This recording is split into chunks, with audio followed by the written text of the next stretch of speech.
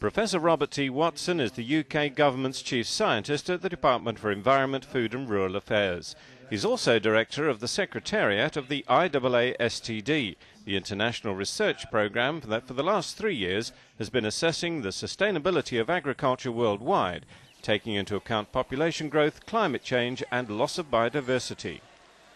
We try to assess the implications of agricultural knowledge, science and technology, both past, present and future, on a series of very critical issues: hunger and poverty, rural livelihoods, nutrition and human health, and effectively how do we reduce hunger and poverty, how do we improve rural livelihoods, how do we improve nutrition.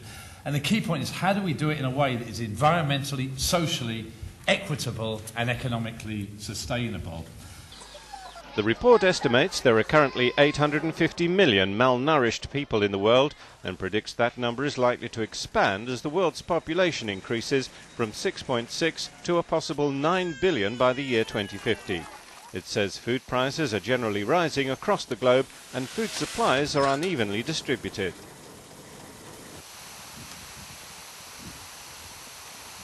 We need it to feed the world, enhance rural livelihoods where most of the poor live, those that live on $1 a day or live on $2 a day, and we need to stimulate economic growth. Half the countries in Africa have a significant percentage of their GDP in the agricultural sector.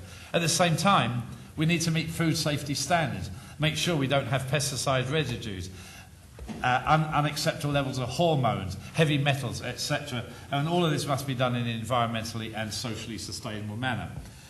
We've got to do with less labour. In parts of Africa, HIV, AIDS, endemic diseases such as malaria, the rural to urban migration, all a problem with labour.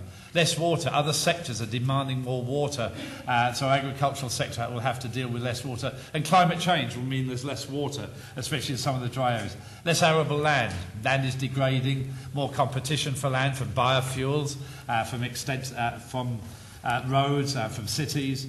We've got increasing land policy conflicts in many parts of the world. We're losing biodiversity at the genetic species ecosystem level that undermines agricultural sustainability. Increasing levels of regional pollution such as tropospheric ozone that reduces production, and a changing climate that clearly threatens agricultural productivity. While many in the developing world are said to be confident that genetically modified strains of food crops will help stave off disease or drought, the report says the effects of genetic modification of plants on biodiversity, ecosystems and human health are still unknown. The one issue that is extremely contentious is the role of transgenics. In our assessment, we say there's still significant confusion about has it improved productivity or not.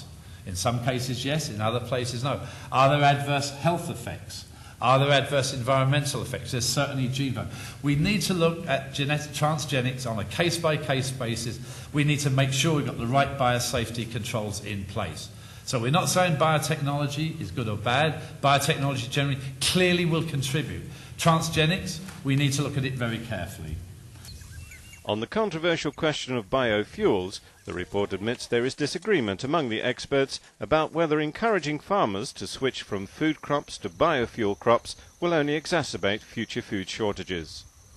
Our report says that using food for fuel in most cases is neither environmentally, socially nor economically sustainable.